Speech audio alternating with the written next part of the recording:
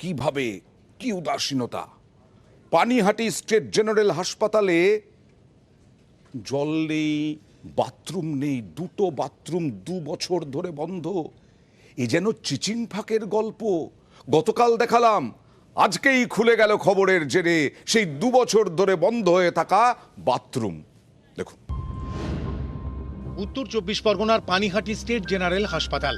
রোগীর পরিজনদের জন্য এই হাসপাতালে টয়লেট তৈরি হয় 2010 সালে। গত 2 বছর ধরে সেটাই বন্ধ।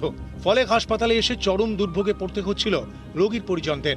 আউটডোরে আসা রোগীদেরও সমস্যা হচ্ছিল। বুধবার সেই খবর দেখানো হয় নিউজ 18 বাংলায়। খবরের জেরে তৎপর হাসপাতাল কর্তৃপক্ষ। বৃহস্পতিবার খুলে দেওয়া হয় টয়লেটের তালা।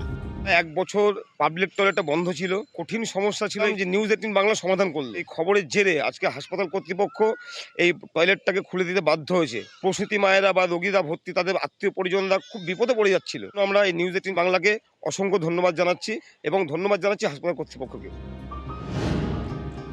খবরের জেরে জলপাইগুড়ি মেডিকেলে ওয়েটিং রুম তৈরির উদ্যোগ। প্রসূতি বিভাগের সামনে ওয়েটিং রুম তৈরির উদ্যোগ নিলেন স্থানীয় বিধায়ক। জলপাইগুড়ি গভর্নমেন্ট মেডিকেল কলেজের মাদার অ্যান্ড চাইল্ড হাব রোগীর আত্মীয় স্বজন, আত্মীয় পরিজন যারা এখানে দেখতে আসেন কিংবা অ্যাটেন্ডেন্ট হিসেবে আসেন, তাদের আসবার জন্যে বন্দোবস্ত নিয়ে আমরা চেষ্টা করছি যত তাড়াতাড়ি সম্ভব আমার বিধায়ক ফান্ড থেকে সেই ব্যাপারে একটা শেডের বন্দোবস্ত করার। উত্তরবঙ্গের গুরুত্বপূর্ণ সরকারি হাসপাতাল জলপাইগুড়ি মেডিকেল। এখানেই প্রসূতি বিভাগের সামনে কোনো ওয়েটিং রুম নেই। খোলা আকাশের নিচেই থাকতে হয় রোগীর পরিজনদের।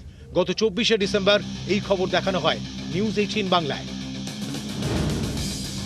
নিউজ 18 বাংলায় খবর দেখানোর পরেই ওয়েটিং রুম তৈরিতে উদ্যোগী বিধায়ক। বৃহস্পতিবার তিনি হাসপাতাল ঘুরে দেখেন। প্রসূতি বিভাগের সামনে নতুন ওয়েটিং রুম তৈরির আশ্বাস দেন। খুবই কষ্ট, বলে ঠান্ডার দিনে এই খোলা আকাশের নিচে যেভাবে থাকাটা খুবই কষ্টকর। তো ওইখানে শুনলাম বিধায়ক আসছেন, যে উনি যদি একটা ব্যবস্থা করে দেন তাহলে খুবই ভালো হয়। আমার মতো অনেকেই আছে এখানে।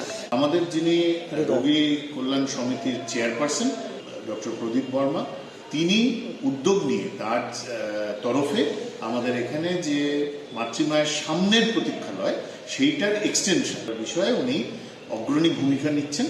সেটার জন্য আমরা ওনাকে ধন্যবাদ জানাই।